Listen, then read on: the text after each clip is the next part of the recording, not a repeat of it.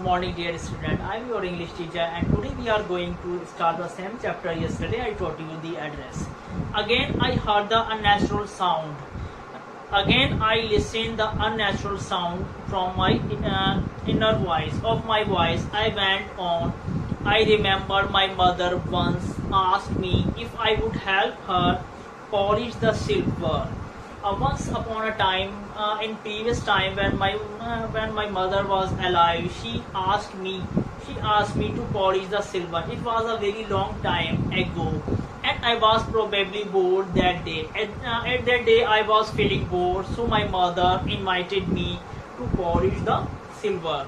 I had to stay at home because I was ill. At that day, I was ill and I was feeling bored, as she had never asked me before. But my mother did not invite me just like for polishing the silver. It was the first time she invited me to polish the silver. She had never asked me before. I asked her which silver she meant. I asked what type of silver you are talking about, and she had never asked me before. I asked her which silver she meant, and she replied, surprised, that it was the spoons, forks, and knives. You have to polish the spoon and knives, of course. And that was a strange thing. I did not know. The cutlery we ate of every day was silver. It was a silver. That girl laughed again. I bet you don't know it's either. I looked intently at her. What we eat with? She asked. Well, do you know? She hesitated. She walked to the slide room and wanted to open a drawer. She went to the next room and opened the drawer. I will look. It is in here. She started to search. I jumped up suddenly. I jumped up. I was forgetting the time. Now I must catch my train. Now I jumped. I realized I will miss my train. So I jumped and I was forgetting the time. I must catch my train. So I just realized that it is too late. I have to catch my train too.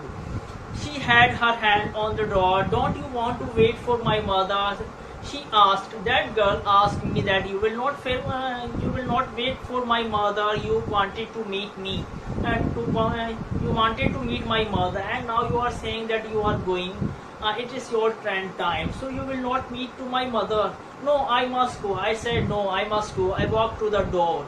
The girl pulled the door open. I can find my own way. As I walked down to the passage, I heard the jingling of spoon and forks. At the corner of the road, I looked up at the nameplate Marconi Street. It said I had been in number 46. Now the number plate was written over there, Marconi, and the number is 46. The same number which it was told me by my mother. The address was correct, but now I did not want to remember it anymore. I would not go back there because the objects that are linked in your memory with the familiar life of former times instantly lose their value when. Now I do not want to come back here.